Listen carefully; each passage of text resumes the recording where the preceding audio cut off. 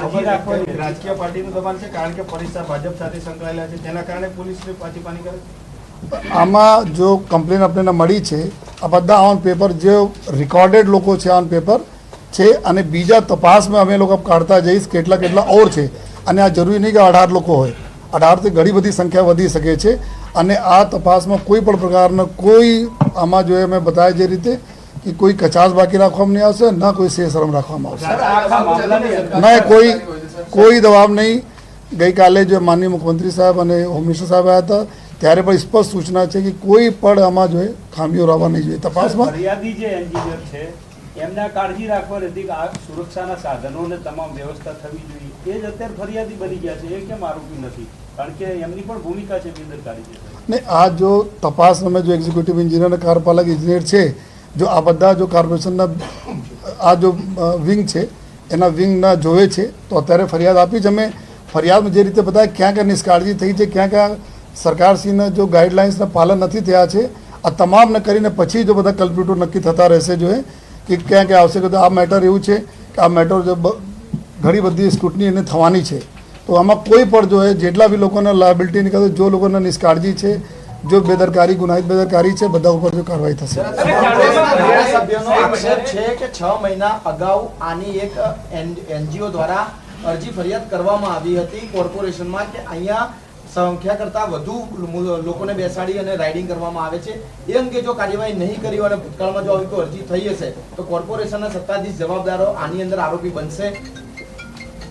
અમે આપને બતાવ્યા કે અત્યારે એવું વાત આવી છે કે 2 વર્ષ પહેલાં જો કોઈ અત્યારે 2 વર્ષ પહેલાં કોઈ અરજી કરી હતી જો તો શું કાર્યવાહી થઈ. આમાં અત્યારે 1 દિવસ અમે મળ્યા છે. અત્યારે મેઇન પ્રિયોરિટી અમારી હતી પહેલાં રેસ્ક્યુ અને બીજાના, અને આ તમામ વિષય ઉપર જેટલા બી આપનો પોઈન્ટ છે આ બધા તપાસના એક ભાગ છે કે ક્યાં ક્યાં કેટલા નિષ્કાળજીઓ થઈ છે, શું છે, કોનો જવાબદારી હતી જોવાની, કોને આપણા રોલમાં જો અદા નથી કર્યા, જો ક્યાં બેદરકારી થઈ છે, ગુનાહિત બેદરકારી થઈ છે, આ બધા ઉપર જો આપને ધીમે ધીમે બ્રીફ પણ કરતા રહીશ અને એના તમામ પહેલું અમે લેવાના છે. જે 6 લોકો પકડાયા છે, આ ફેક્ચ્યુઅલ ઇન્ફોર્મેશન તો ગઈકાલની છે, એડિશન આપી કર્યું, સારી વાત છે.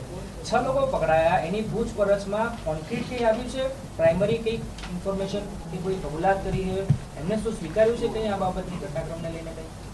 ને અમુક વસ્તુઓ છે કે આ લોકો અત્યારે જો વહેલી સવારે બી અમુક કલાક પહેલાં અમુક લોકો પકડાયા છે, બરાબર, અને ગઈકાલે પકડાયા છે. તો આ લોકોને જો પૂછપરછ આધારે જ અમે આગળ કરીએ છીએ કામ. અત્યારે અમુક ચીજો અમે ડિસ્ક્લોઝ કરીએ તો પછી ફિર બીજા લોકો નીકળી જાય. આ એના માટે જો સરકારશ્રી તરફથી માનનીય જો કલેક્ટરશ્રીના દસ્તામાં એક મજિસ્ટ્રેટ ઇન્કવાયરી આપવામાં આવી છે કે આ તમામ જો બીજા ડિપાર્ટમેન્ટ છે, બીજા ડિપાર્ટમેન્ટને ક્યાં ક્યાં ખામીઓ રહી છે, ક્યાં ક્યાં છે, એના માટે તો એના તરફથી આ બધી કાર્યવાહી ચાલુ છે.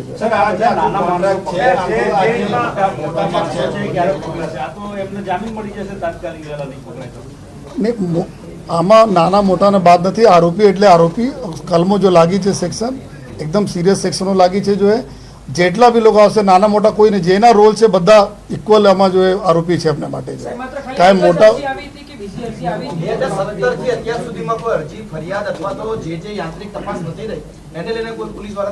નહીં ભાઈ, અમારે પાસે પોલીસ પાસે નથી. આ એક બાતો જો આવી છે તો કોર્પોરેશન સાથે એના માટે અમે વાત કરે કે કલેક્ટરશ્રી તરફથી એના માટે જો બનાવવામાં આવ્યું છે કમિટી, આ તમામ પહેલુઓને એમાં લેવાના છે. અત્યારે અમે જો ગુના દાખલ થયા છે એના ઉપર અમે તપાસ કરીએ છીએ. પછી ફર્ધર જો ફાઇન્ડિંગ રહેશે આ ફાઇન્ડિંગ અમે એના તપાસમાં લેતા જવાના છે.